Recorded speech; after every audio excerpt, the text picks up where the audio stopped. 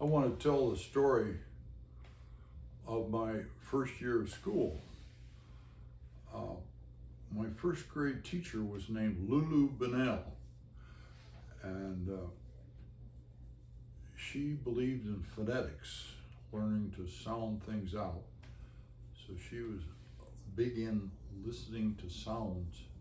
She also taught us to memorize and recite poetry and the Christmas story from the Bible.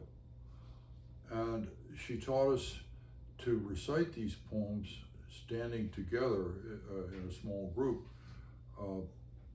as she called it, in unison. And so then she taught us to gesture. And oh, the Raggedy Man, he works for Pa. He's the goodest man you ever saw. And I don't remember exactly how all the gestures work, but we gestured together like a group of line dancers. And my favorite poem from those she taught us was about the Raggedy Man. And I'll recite a little of it. Oh, the Raggedy Man, he worked for Pa. He's the goodest man you ever saw.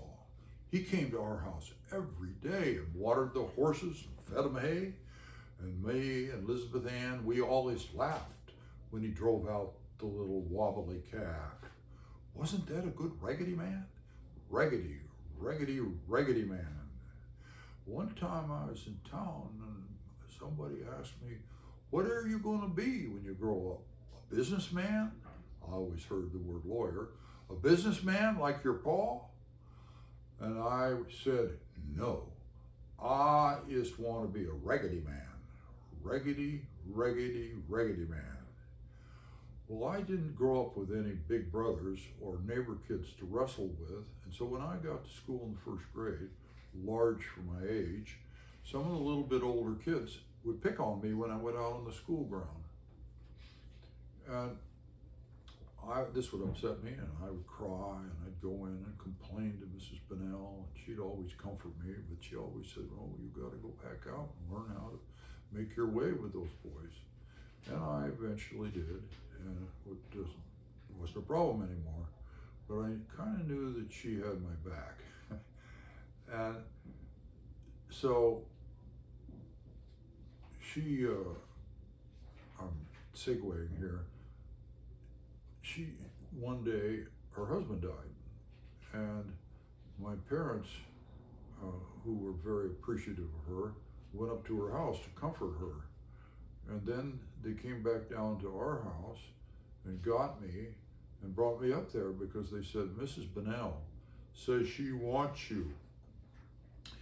So they brought me up there, and she was in the living room, and I went in, and she got me to sit on her lap. And then she started crying and kind of gently hugging me around the shoulders and saying, and I could still remember her hot tears running down on my cheeks. And I think that's one of the first times in my life I felt like I could nurture somebody, I could help somebody, and it made me feel so worthwhile and so grateful to her for the honor of having asked to have me come so I could comfort her and she could comfort herself by comforting me. Many years later, when I graduated from law school, I invited her to come to my law school graduation party, which she did in our front yard. And then I found out a year or two after that her son, who was the lead lawyer for the Blue Cross Blue Shield in Oregon, had put her in a nursing home. And I, what? So I went to visit her, and she said, I don't need to be here. My son is just so afraid living alone that I'll fall or something, and people will say that he was neglected me. But she said, you know, he's like the monkey that reaches down into the milk bottle and gets a hold of a walnut and tries to pull it out, and with his hand in a fist, he can't get it up through the throat of the milk bottle. And unfortunately, that was the last day I saw my first grade teacher, Lulu Bennell.